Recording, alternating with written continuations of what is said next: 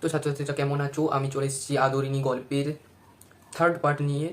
তো চলো পড়ে নেওয়া যাক। এর আগের পার্টগুলো আমি এই ভিডিওর ডিসক্রিপশানে দিয়ে দেবো, তো তোমরা সেখান থেকে দেখে নিতে পারো। আমি চেষ্টা করব এই ভিডিওর মধ্য দিয়েই আদরিনী গল্পটা পুরো শেষ করে দেওয়ার, ও তারপর আমি এখান থেকে কিছু কোশ্চেন করিয়ে দেবো। তো তোমরা সেগুলো করলে মোটামুটি আদরিনী গল্পটা তোমাদের হয়ে যাবে। চতুর্থ পরিচ্ছেদ। উল্লিখিত ঘটনার পর সুদীর্ঘ 5টি বৎসর অতীত হইয়াছে।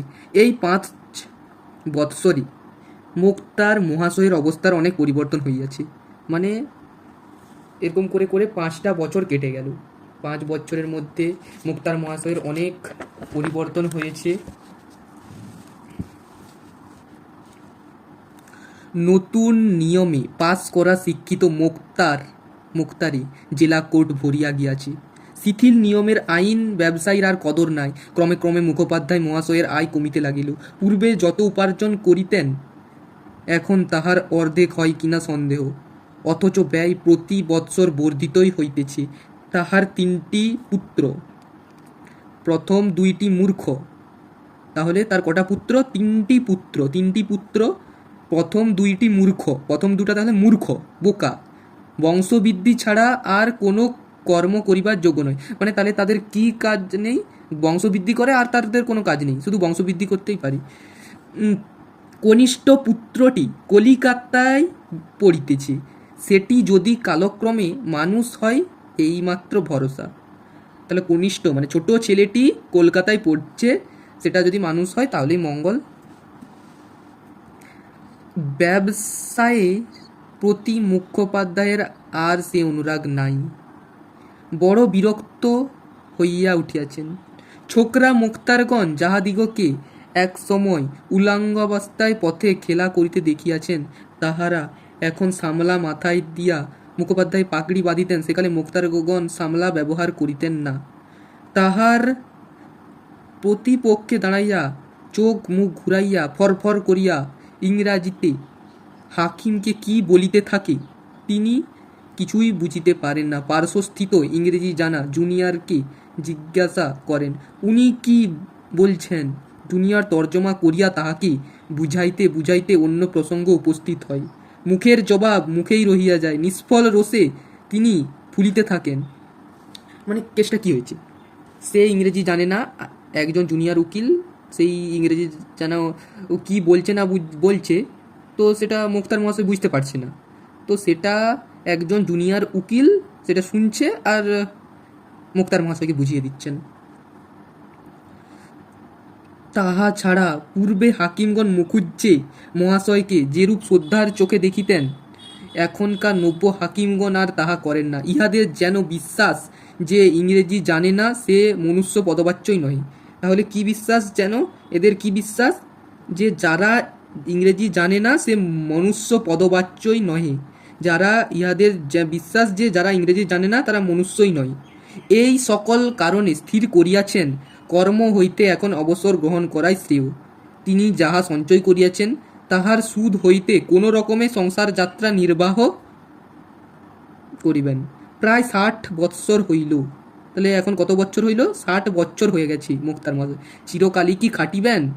বিশ্রামের সময় কি নাই? বড় ছেলেটি যদি মানুষ হইত, 2 টাকা যদি রোজগার করিতে পারিত, তাহা হইলে এতদিন কোন কালের মুখোপাধ্যায় মহাশয় অবসর লইতেন, বাড়িতে বসিয়া হরিনাম করিতেন। কিন্তু বাড়িতে বসিয়া কি করিতেন? তাহলে যদি অবসর নিয়ে নিত, বাড়িতে বসিয়া হরিনাম করিতেন। এটাও এমন খুঁটিয়ে খুঁটিয়ে পড়বে, না হলে। কিন্তু আর বেশি দিন চলে না। তথাপি আজি কালি করিয়া আরও 1 বৎসর কাটিল। এই সময় দায়রায় একটি খুনের মোকদ্দমা উপস্থিত হইল। সেই মোকদ্দমায় আসামি জয়রাম মুখোপাধ্যায়কে নিজ মোক্তার নিযুক্ত করিল। একজন নতুন ইংরাজ জজ আসিয়াছেন, তাহারই এজলাসে বিচার। 3 দিন যাবৎ মোকদ্দমা চলিল। অবশেষে মুক্তার মহাশয় উঠিয়া জজ সাহেব বাহাদুর ও এসেসার মহোদয়গণ বলিয়া বক্তৃতা আরম্ভ করিলেন। বক্তৃতা শেষে এসেসারগণ মুখোপাধ্যায়ের মক্কেলকে নির্দোষ সাব্যস্ত করিলেন। জজ সাহেবও তাহাদের অভিমত স্বীকার করিয়া আসামিকে অব্যাহতি দিলেন। জজ সাহেবকে সেলাম করিয়া মুক্তার মহাশয় নিজ কাগজপত্র বাঁধিতেছেন। এমন সময় জজ সাহেব পেশকারকে জিজ্ঞাসা করলেন, এ উকিলটির নাম কি? কে জিজ্ঞাসা করেছিল? তাহলে জজ সাহেব জিজ্ঞাসা করেছিল, কাকে জিজ্ঞাসা করেছিল? পেশকারকে। কাকে জিজ্ঞাসা করেছিল? পেশকারকে। জজ সাহেব কাকে জিজ্ঞাসা করেছিল যে উকিলটির নাম কি? পেশকারকে। আর কে জিজ্ঞাসা করেছিল এই উকিলটির নাম কি? জজ সাহেব। পেশকার বলিল, উহার নাম জয়রাম মুখার্জি, উনি উকিল নহেন, মুক্তার। প্রসন্ন হাস্যের সহিত জজ সাহেব জয়রামের প্রতি চাহিয়া বলিলেন, আপনি মুক্তার? জয়রাম বলিলেন, হ্যাঁ হুজুর, আমি আপনার তাবেদার। জজ সাহেব পূর্ববৎ বলিলেন, আপনি মুক্তার? আমি মনে করেছিলাম আপনি উকিল। যেরূপ দক্ষতার সহিত আপনি মোকদ্দমা চালাইয়াছেন, আমি ভাবিয়াছিলাম আপনি এখানকার একজন ভালো উকিল। এই কথাগুলি শুনিয়া মুখোপাধ্যায়ের সেই ডাগর চক্ষু দুইটি জলে পূর্ণ হইয়া গেল। এই কথাগুলো শোনা মাত্রই মুখুজ্জে মহাশয়ের চোখ দুটো জলে পূর্ণ হয়ে গেল। হাত দুটি জোড় করিয়া কম্পিত কণ্ঠে বলিলেন, না হুজুর, আমি উকিল নহি, আমি একজন মুক্তার মাত্র, তাও সেকালের শিথিল নিয়মের একজন মূর্খ মুক্তার। ইংরেজি জানি না হুজুর। আপনি আজ আমার যে প্রশংসা করিলেন, আমি জীবনের শেষ দিন অবধি তাহা ভুলিতে পারিব না। এই বুড়া ব্রাহ্মণ আশীর্বাদ করিতেছে হুজুর, হাইকোর্টের জজ হউন। বলিয়া ঝুঁকিয়া সেলাম করিয়া মুক্তার মহাশয় এজলাস হইতে বাহির হইয়া আসিলেন। ইহার পর তিনি সেই অপমানের পর তিনি আর কাছারি কোনোদিন যাননি। পঞ্চম পরিচ্ছেদ। ব্যবসায় ছাড়িয়া ক্লাইকেশে মুখোপাধ্যায়ের সংসার চলিতে লাগিল। ব্যয় যে পরিমাণ সংকোচ করিবেন ভাবিয়াছিলেন, তাহা শত চেষ্টাতেও হইয়া ওঠে না। সুদের সংকুলান হয় না, মূলধনে হাত পড়িতে লাগিল, কোম্পানির কাগজের সংখ্যা কমিতে লাগিল। একদিন প্রভাতে মুক্তার মহাশয় বৈঠকখানায় বসিয়া নিজের অবস্থার বিষয় চিন্তা করিতেছেন। এমন সময় মাহুদ আদরণীকে লইয়া নদীতে স্নান করাইতে গেল। অনেক দিন হইতেই লোকে ইহাকে বলিতেছিল, হাতিটি আর কেন, ওকে বিক্রি করে ফেলুন, মাসে 30-40 টাকা বেঁচে যাবে। মানে হাতিটি তাহলে বিক্রি করে দিলে কত টাকা বেঁচে যাবে? 30-40 টাকা বেঁচে যাবে। কিন্তু মুখুজ্জে মহাশয় উত্তর করিয়া থাকেন, তার চেয়ে বলো না, তোমার এই ছেলেপিলে নাতি নাতনিদের খাওয়াতে অনেক টাকা ব্যয় হয়ে যাচ্ছে, ওদের একে একে বিক্রি করে ফেলো। এরূপ উক্তির পর কথা চলে না। হাতিটাকে দেখিয়া মুখোপাধ্যায়ের মনে হইল, ইহাকে যদি মধ্যে মধ্যে ভাড়া দেওয়া যায়, তাহা হইলে তো কিঞ্চিৎ অর্থাগম হইতে পারে। তখনই কাগজ কলম লইয়া নিম্নলিখিত বিজ্ঞাপনটি মুসাবিদা করিলেন। হস্তি ভাড়ার বিজ্ঞাপন। বিবাহের শোভাযাত্রা, দূর দূরান্তে গমন প্রভৃতি কার্যের জন্য নিম্ন স্বাক্ষরকারীর আদরিণী নাম্নী হস্তিনী ভাড়া দেওয়া যাইবে। ভাড়া প্রতি রোজ 3 টাকা মাত্র। হস্তিনীর খোরাকি 1 টাকা এবং মাহুতের খোরাকি 0 0 ধার্য হইয়াছে। যাহার আবশ্যক হইবে নিম্ন ঠিকানায় তত্ত্ব লইবেন। শ্রী জয়রাম মুখোপাধ্যায়, মুক্তার, চৌধুরীপাড়া। এই বিজ্ঞাপনটি ছাপাইয়া শহরের প্রত্যেক ল্যাম্পপোস্টে, পথি পার্শ্বস্থ বৃক্ষকাণ্ডে এবং অন্যান্য প্রকাশ্য স্থানে আঁটিয়া দেয়া হইল। বিজ্ঞাপনের ফলে মাঝে মাঝে লোকে হস্তি ভাড়া লইতে লাগিল বটে, কিন্তু তাহাতে 15-20 টাকার বেশি আয় হইল না। তাহলে কত টাকার বেশি আয় হইল না? 15-20 টাকার বেশি আয়। মুখোপাধ্যায়ের জ্যৈষ্ঠ পুত্রীটি পীড়িত হইয়া পড়িল। তাহার জন্য ডাক্তার খরচ, ঔষধি পথ্যাদির খরচ প্রতিদিন 5 থেকে 7 টাকা। তাহলে কত টাকা খরচ হয়? তার জ্যৈষ্ঠ পুত্রটির জন্য 5 থেকে 7 টাকা কমেনি। মাসেক খানেক পরে বালকটি কথঞ্চিত আরোগ্য লাভ করিল। বড় বধূ মেজ বধূ উভয়ে অন্তঃসত্ত্বা। কয়েক মাস পরে আর 2টি জীবের অন্ন সংস্থান করিতে হইবে। এদিকে জ্যৈষ্ঠা পৌত্রী কল্যাণী 12 বর্ষে পদার্পণ করেছে। মানে জ্যৈষ্ঠ পৌত্রী 12 বছরে পদার্পণ করেছে। দেখিতে দেখিতে যেরূপ ডাগর হইয়া উঠিতেছে, শীঘ্রই তাহার বিবাহ না দিলে নয়, নানা স্থান হইতে তাহার সম্বন্ধ আসিতেছে বটে, কিন্তু ঘর বর মনের মতন হয় নাই। যদি ঘর বর মনের মতন হইল, তবে তাহাদের খাই শুনিয়া চক্ষু স্থির হইয়া যায়। কন্যার পিতা এ সম্বন্ধে একেবারে নির্লিপ্ত। সে নেশা ভাঙ করিয়া তাসা পাশা খেলিয়া ফুলুট বাজাইয়া বেড়াইতেছে। যত দায় এই 60 বছরের বুড়ারি ঘাড়ে। অবশেষে এক স্থানে বিবাহের স্থির হইল। পাত্রটি রাজশাহী কলেজে পড়ে। পাত্রটি তাহলে কোথায় পড়ে? রাজশাহী কলেজে এল এ পড়ছে। খাইবার পরিবার সংস্থানও আছে। তাহারা 2,000 টাকা চাহি। নিজেদের খরচ 500, 2,500 টাকা হইলেই বিবাহটি হয়। কোম্পানির কাগজের বান্ডিল দিন দিন ক্ষীণ হইতেছে, তাহা হইতে 2,500 বাহির করা বড়ই কষ্টকর হইয়া দাঁড়াইল। আর শুধু তো একটি নহে, আরও নাতিনীরা রইয়াছে, তাহাদের বেলায় কি উপায় হইবে? এই সকল ভাবনা চিন্তার মধ্যে পড়িয়া মুখোপাধ্যায়ের মহাশয়ের শরীর ক্রমে ভগ্ন হইয়া পড়িতে লাগিল। একদিন সংবাদ আসিল, কনিষ্ঠ পুত্রটি বিয়ে পরীক্ষা দিয়াছিল, সেও ফেল করিয়াছে। বন্ধুগণ বলিতে লাগিলেন, মুখুজ্জে মহাশয়, হাতিটিকে বিক্রি করে ফেলুন, করে নাতনির বিবাহ দিন। কি করবেন বলুন? অবস্থা বুঝে তো কাজ করতে হবে। আপনি জ্ঞানী লোক, মায়া পরিত্যাগ করুন। মুখোপাধ্যায় আর কোনো উত্তর দেন না। মাটির পানে চাহিয়া ম্লান মুখে বসিয়া কেবল চিন্তা করেন এবং মাঝে মাঝে দীর্ঘ নিঃশ্বাস ফেলেন। চৈত্র সংক্রান্তিতে বামুনহাটের মেলা। তাহলে কবে বামুনহাটের মেলা? চৈত্র সংক্রান্তিতে বামুনহাটে একটি বড় মেলা হয়। সেখানে বিস্তর গরু, বাছুর, ঘোড়া, হাতি, উট বিক্রয়ার্থে আসে। বন্ধুগণ বলিলেন, হাতিটিকে মেলায় পাঠিয়ে দিন, বিক্রি হয়ে যাবে। 2,000-এ কিনেছিলেন, এখন হাতি বড় হয়েছে, 3,000 টাকা অনায়াসে পেতে পারবেন। কোচার খুঁটে চক্ষু মুছিয়া বৃদ্ধ বললেন, কি করে তোমরা এমন কথা বলছো? বন্ধুরা বুঝাইলেন, আপনি বলেন ও আমার মেয়ের মতো, তা মেয়েকে মেয়েকেই কি চিরদিন ঘরে রাখা যায়? মেয়ের বিয়ে দিতে হয়, মেয়ে শ্বশুর বাড়ি চলে যায়, তার আর উপায় কি? তবে পোষা জানোয়ার অনেক দিন ঘরে রয়েছে, মায়া পড়ে গেছে, একটু দেখে শুনে কোনো ভালো লোকের হাতে বিক্রি করলেই হয়। যে বেশ আদর যত্নে রাখবে, কোনো কষ্ট দেবে না, এমন লোককে বিক্রি করবেন।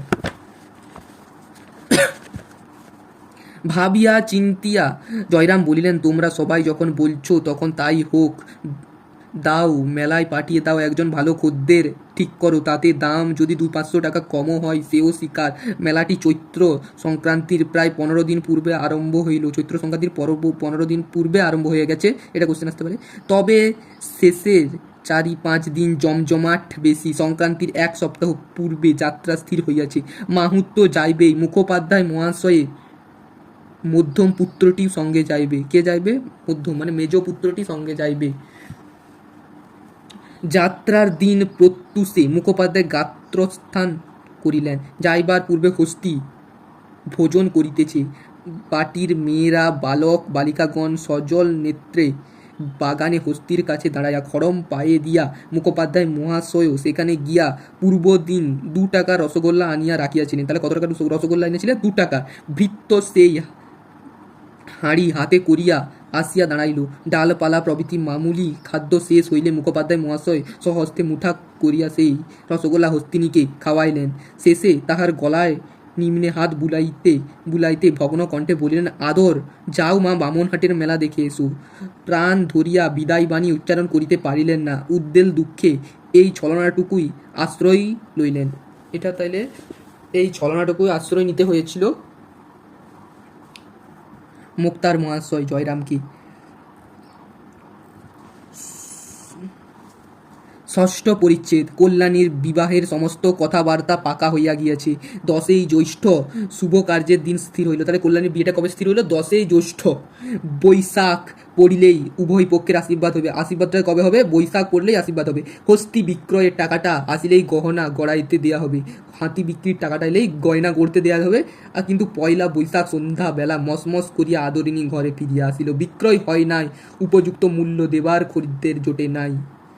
আদরিণীকে ফিরতে দেখিয়া বাড়িতে আনন্দ কোলাহল পড়িয়া গেল। বিক্রয় হয় না বলিয়া কাহারও কোনো খেদের চিহ্ন সে সময় দেখা গেল না। যেন হারাধন ফিরিয়া পাওয়া গিয়াছে। যেন হারাধন ফিরে পাওয়া গিয়াছে। হারাধন মানে যেমন হারাধনকে হাতিটির সঙ্গে তুলনা করা হয়েছে। সকলের আচরণে এইরূপী মনে হইতে লাগিল। বাড়ির লোকে বলিতে লাগিল, আহা আদর রোগা হয়েছে, বোধ হয় কদিন সেখানে ভালো করে খেতে পায়নি, ওকে দিন কতক এখন বেশ করে খাওয়াতে হবে।